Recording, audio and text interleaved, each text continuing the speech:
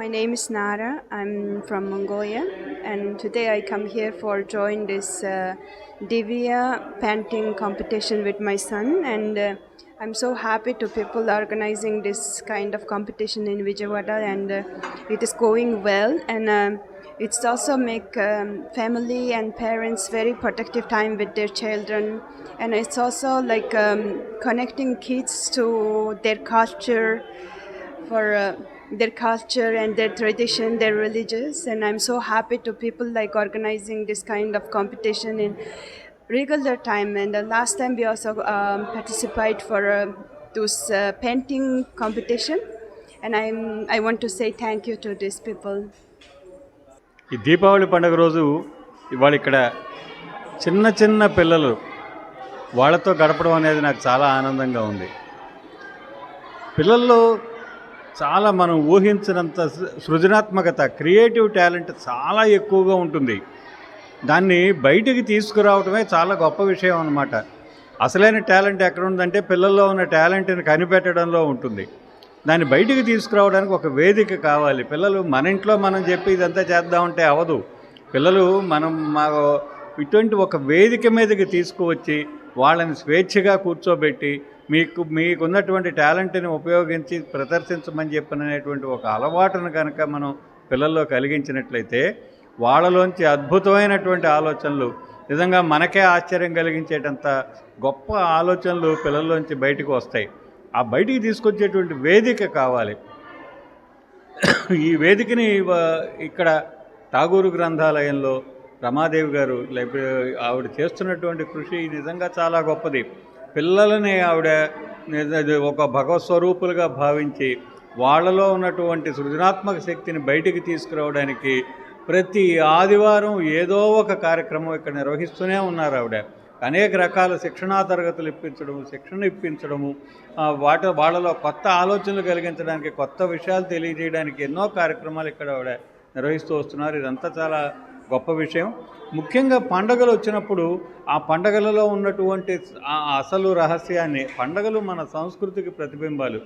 ఈ సంస్కృతిని తెలియజెప్పేటువంటి పిల్లలకి చిన్న వయసులోనే, 5-6 ఏళ్ల వయసులోనే వాళ్ళకి మన సంస్కృతి అంటే ఏమిటి, మన భాష అంటే ఏమిటి, మన జీవితం అంటే ఏమిటి, మనం ఏ విధంగా మనం జీవిస్తున్నాము, ఏ విధంగా జీవించాలి అనేటువంటి అంశాలు చిన్ననాటి నుంచే వాళ్ళకి సరైనటువంటి ఒక అవగాహనను కలిగించేటువంటి కార్యక్రమాలు ఎన్నో ఆవిడ ప్రతి పండగకి కూడా ఇక్కడ నిర్వహిస్తున్నారు. ఇప్పుడు దీపావళి పండగ రోజు దీపాలతో అలంకరణ అనే ఒక చిన్న అంశం మీద పిల్లలతో చేస్తుంటే 5-6 ఏళ్ళు 7 ఏళ్ళ పిల్లలు, 2వ తరగతి నుంచి చదువుకుంటున్న పిల్లలందరినీ కూడా ఇక్కడ కూర్చోబెట్టి మీకు చేతనైన పద్ధతిలో మీరు చెయ్యండి అంటే ఒక్కొక్కళ్ళు చేస్తున్నటువంటి అద్భుతాలు చూస్తుంటే చాలా ఆశ్చర్యం వేస్తుంది. ఇంత చక్కగా అలంకరించవచ్చా? నిజంగా మన ఇంట్లో బజార్కి వెళ్ళి ప్రమిదలు కొనుక్కొస్తున్నాము, వెలిగిస్తున్నాము, వరుసగా పెట్టేస్తున్నాము, ఇంతే. ఇందులో మన టాలెంట్ని పెద్దవాళ్ళు చూపిస్తున్నది ఏమీ లేదు. కానీ పిల్లలు ఇక్కడ దీపాలను అలంకరిస్తున్నటువంటి తీరు కనుక చూస్తున్నట్లయితే చాలా అద్భుతం అనిపిస్తుంది. వాళ్ళకి నిజమైన వేదిక కల్పిస్తే ఈ పిల్లల్లోంచి అద్భుతమైనటువంటి కళాకారులు రూపొందుతారు. కొత్తగా ఆలోచించేటువంటి శక్తి వాళ్ళకి వస్తుంది.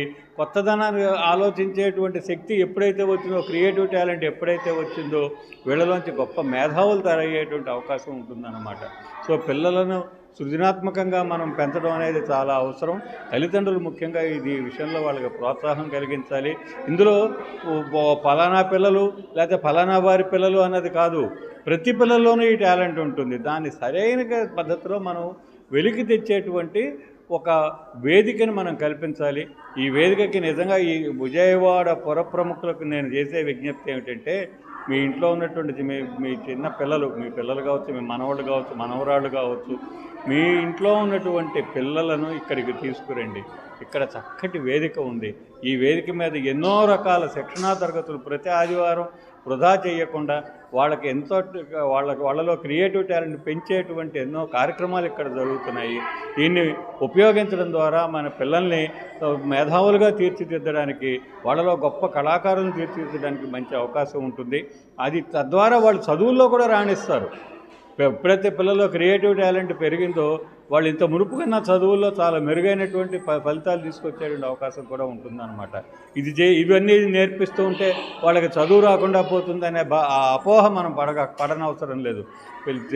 ఈ విద్యల్లో రాణించిన వాళ్ళు చదువుల్లో ఇంతకంటే ఎక్కువ రాణిస్తారనేటువంటి ఒక వైద్యపరమైన సూత్రాన్ని కూడా మీకు గుర్తు చేస్తూ ఇటువంటి కార్యక్రమాన్ని నిర్వహిస్తున్నటువంటి గ్రంథాలయ వ్యవస్థకు నేను మనసారా నా అభివాదాలు, నమస్కృతులు తెలియజేస్తున్నాను. పిల్లలందరికీ కూడా టాలెంట్ని ప్రయోగిస్తున్నటువంటి చాలా అద్భుతమైనటువంటి టాలెంట్ని చూపిస్తున్నటువంటి ఈ పిల్లలందరికీ కూడా నేను నా ఆశీస్సులు అందజేస్తున్నాను.